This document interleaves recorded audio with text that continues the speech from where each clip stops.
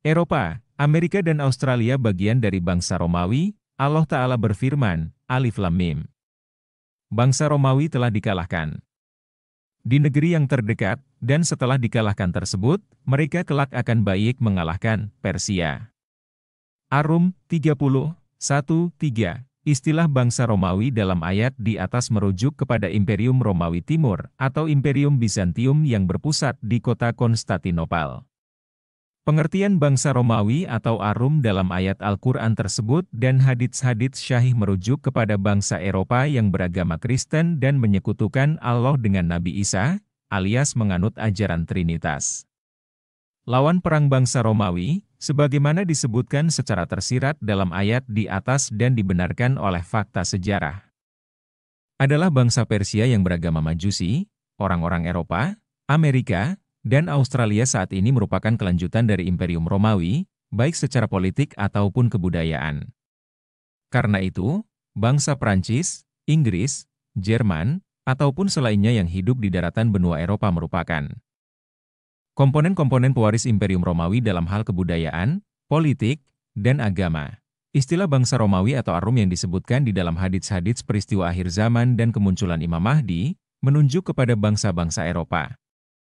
Sejak abad 15 Masehi, sebagian dari bangsa Eropa atau Romawi telah bermigrasi ke benua Amerika dan Australia. Pada tahun 1497 Masehi, seorang pelaut Venesia bernama John Cabot tiba di Newfoundland dengan mengemban tugas dari Raja Inggris.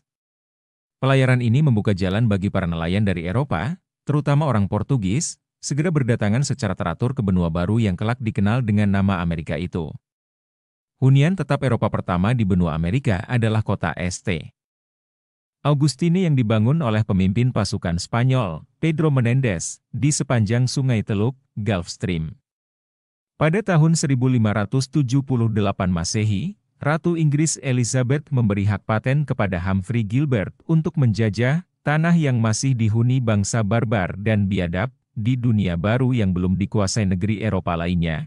Awal tahun 1600-an menjadi permulaan gelombang besar emigrasi dari Eropa ke Amerika Utara. Selama lebih dari 3 abad, gerakan perpindahan penduduk Kristen Eropa ini tumbuh dari hanya beberapa ratus orang Inggris menjadi banjir berjuta-juta pendatang baru. Demikianlah, benua yang kini dikenal dengan nama Amerika ini, semula adalah negeri luas yang dihuni oleh penduduk asli Indian. Kedatangan jutaan pendatang baru Kristen dan Yahudi dari Eropa telah menyebabkan pembantaian dan pemusnahan bangsa asli Indian. Akan halnya benua Australia, semula didiami oleh penduduk asli aborigin. Sampai abad 17, benua itu relatif tidak dikenal. Baru ada abad 18, beberapa pelayar dari Eropa menemukannya. Permukiman tetap Eropa pertama di benua itu baru berdiri di tahun 1788 Masehi, di Port Jackson, Australia bagian barat laut. Kelak hunian tersebut mengalami perkembangan secara terus-menerus dan akhirnya menjadi Sydney. Dalam kenyataannya, kepemimpinan bangsa-bangsa Kristen dengan ajaran Trinitasnya ini, yang semula berada di tangan bangsa Romawi Barat, Imperium Romawi Barat yang berpusat di Roma, dan Romawi Timur, yang berpusat di Konstantinopel, kemudian diwarisi oleh bangsa-bangsa Eropa, yang kemudian menyebar dan bermigrasi ke benua Amerika dan Australia. Tentara salib yang memerangi dunia Islam selama kurang lebih 2 abad, 491-669 Hijriah 1097-1270 Masehi, adalah bangsa-bangsa Eropa yang mengikuti ajaran Trinitas ini. Mereka bukan hanya terdiri dari orang-orang Italia dan Konstantinopel semata. Bangsa-bangsa kolonial Eropa Barat yang datang ke dunia Islam untuk melakukan imperialisme, pada kenyataannya juga adalah orang-orang yang menganut Kristen dengan ajaran Trinitasnya. Bahkan, salah satu faktor utama penjajahan mereka terhadap dunia Islam adalah karena faktor agama, keinginan untuk mengkristenkan bangsa-bangsa Muslim. Kolonialisme Barat, khususnya Inggris dan Prancis, disusul oleh mega proyek ekspansi Eropa Kristen dimulai pada abad 16. Bermula dari beberapa pelayaran pelaut Eropa, 1450-1700 Masehi, dalam rangka mencari daerah kekuasaan baru Kristen, yang dipelopori oleh Spanyol dan Portugis. Beberapa pelayaran yang terkenal, antara lain Christopher Columbus, 1492 Masehi, dari Italia, Vasco da Gama, 1497 Masehi, dari Portugis, dan Fernando Magellan, 1519 Masehi, dari Spanyol. Dari akhir abad ke-18, orang-orang Prancis, Spanyol, Italia, dan Inggris melancarkan ekspansi wilayah ke Afrika Utara.